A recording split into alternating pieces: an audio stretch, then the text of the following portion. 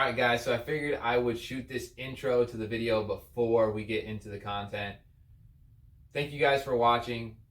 If you like this, go ahead and subscribe. Give us a like, they're free. And leave a comment below. But this video is kind of long in the beginning. It has a lot of just information stuff. So where I got parts, how I got them, and photos.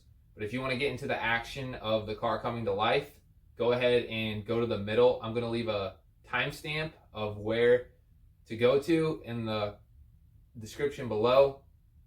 But I just wanted to give you guys a heads up. Thanks for watching. Thanks for liking. Thanks for subscribing.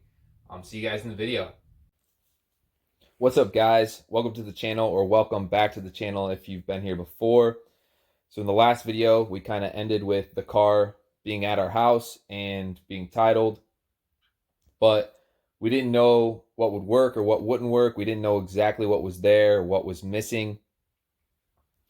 We didn't know if the car was flooded or stolen, if it was blown up. We didn't have any of that information. So it was kind of like a mystery at that point. But what we had to do was start somewhere. So as you can see here, there was some harnesses in the car, the harnesses to the ECU, the couple of the other plugs, but the main harness to the engine was cut. So that was something that we knew we were going to have to deal with, figuring out the pins on it or what we were going to use to get the car going. We knew that we had to find parts, and that's what we started to do. So the motor, the engine came from my brother's Escalade that you're seeing here. He had it for a couple of years. We got it for cheap when he bought it. It had a blown up engine, had a blown up transmission. So the engine was good, and we got it for a decent price. Put a new trans in it. He drove it, and then it ended up getting in an accident. We had a good engine, and it was over 220,000 miles when he wrecked it, but LS is, are relatively good for high mileage. It had an LQ9, so it was an iron 6-liter, which would have been the same displacement that was in the car before. So we just started to buy parts for that engine. I got a Summit Stage 2 cam, BTR dual springs, and then Speed Engineering long tubes for the car. Those were really the only things that I bought for the car that were new.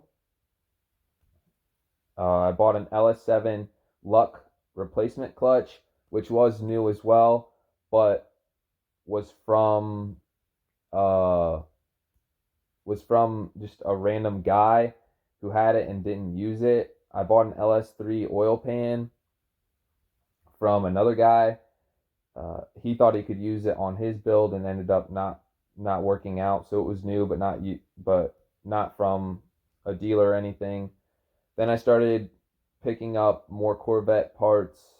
I went to Michigan for a set of accessories from a kid who was building a turbo car. So I got like the water pump and the ABS module and a couple of other things. In Dayton, I picked up the main bracket as well as a power steering pump and balancer. A couple of other things that I picked up here and there from other guys. Then a part that some of you might not like is I picked up these Saturn seats out of a barn for like $15. They're black and leather. They're power on the driver's side, so I knew I could get them to work, and I cleaned them up really well. They fit in the car perfectly. If you're not a Corvette person, you never know that they were different. The car still couldn't move though. With the wheels that were on it, they were all zip tied. They took the calipers off and zip tied them into the frame, into the struts. So I needed a set of bigger wheels. So I went to Indy for these BMW wheels. One was curved pretty bad, so I got them for cheap. And then I also picked up a set of cup replica wheels, but there was only 3 of them. So they're not regular cup wheels. They are, like I said, replicas, so they're 1819s, and they're discontinued as far as I can figure out. I contacted Eckler's, and that was the part number that was for the wheel that I needed, but they are discontinued. So if any of you know how I can get one of those wheels, drop it down in the comment. It'd be much appreciated. I left the car on the trailer to start assembling it. Well, I put the car back on a trailer, and I put the motor together, and then I pulled the car to the shop. It wasn't at the shop before, or the barn, the shop, whatever you want to call it. I put the motor together. We have a hoist there. I hoisted it up, and we dropped the motor in. I bought a set of Hinson urethane mounts that someone couldn't use in their GTO, and I bought a set of motor, the actual parts, the actual metal motor mounts that attach to the motor, the block itself. I bought those off of a guy who was going to use them in a LS swap, and they didn't end up fitting.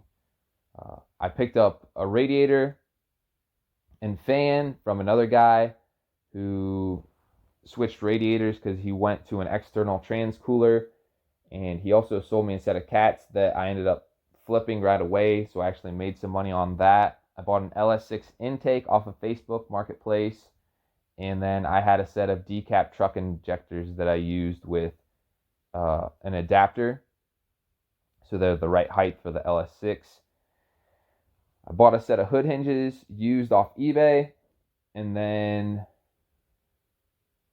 the only other things that I bought new, which I thought was just, they should be new, was the radiator support off of eBay, as well as a starter and alternator off of Rock Auto. I couldn't find any used ones. If I could have, I would have used them, but electrical stuff like that isn't always smart to buy used anyway. So I just went on Rock Auto. They're always really good, and I haven't had any issues with them. So at this point, we had the motor put in, and then a bunch of accessories on it. I finally got the ECU and hooked it up. It was off of Facebook as well. But that's kind of where we're at before this video starts. We weren't sure what was going to work, what wasn't going to work, if anything was good or not. But I guess we'll get into the video now. All right, boys and girls, we are back in the barn, trash, farm, vet, whatever you want to call it. And you see that? The climate control is working. The dash is working. We have all of the lights. I mean, maybe not all of them, but we're getting close to all the lights. Hopefully they'll all be on. We want to see everything. You know, we want to see check engine lights. We want to see the brakes are wrong. We want to see low clutch fluid. We want to see everything. It's got low fuel. Brake fluid needs to be checked. Everything needs to be checked. That's exactly what we want in this car. The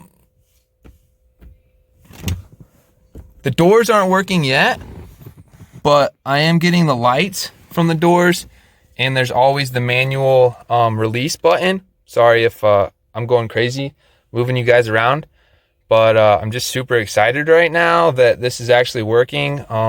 You can turn the AC on, and I'm pretty sure the blower motor will come on. Yep, the blower motor comes on. I should probably turn it off though, because I pulled out the in-cabin air filter. But we got some success going on right now, boys and girls. So it looks good. I'm super pumped, and I will try to get you a little bit of an update from the outside of the car. All the lights were working, so maybe I should just get out and show you guys that right now. So we've got marker lights, we've got tail lights, and the little spoiler light. The other marker light's working. I'm not sure. Oh, Oh yeah, we got headlights. Looks like we got turn signals. We got everything.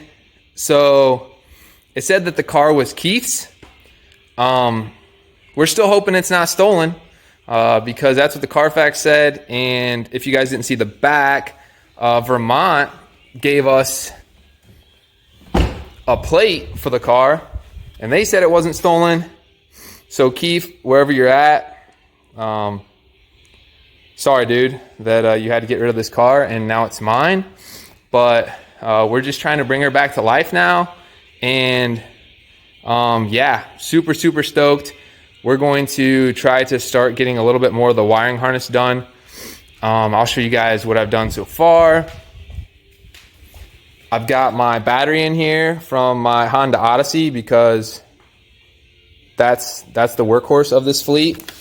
But I've got what I think is, well, I know this is the starter wire that I have for the trigger. Not sure if it's going to be strong enough. And then I have all of these pinouts from the ECU. This is an ECU that got flashed out of like an 05 Envoy that I found on Facebook Marketplace, and I got it flashed. And then I have some wires here from a junkyard sensor for an oil sensor. I have wired up another coolant temp sensor, coolant temp sensor for the back of this head. So that's where the sensor is on this one. So I'll have one in the front driver's side and the rear passenger side. And then I will start weeding out. I think I didn't want to get rid of anything in this mess of wires yet that I wasn't sure of, but I think I can start getting rid of some of these. And this is about what the car will need to run the stock dash. As you can see, it's working right now. And then this is all the Holley stuff. So I'll show you guys where the Holley is. Mounted real quick, just for now. I'm not sure if I'm going to keep it there or not, but the Holley is mounted. You guys can see those are the diagnostic lights right there. That's where the Holley is mounted. It works pretty well. I've got a couple rubber grommets up in there, and then I have screws that I have taken into what is like the bracing or the main tubes that run through the dash. So just wanted to give you guys a little heads up. This car might actually run sometime, and when it does, we'll go for a rip. But for now, this is what we have: a mess of wires and a dash and some other lights that work, doors that actually have the windows going down a little bit right now. But other than that, that's about it. Thank you guys for watching.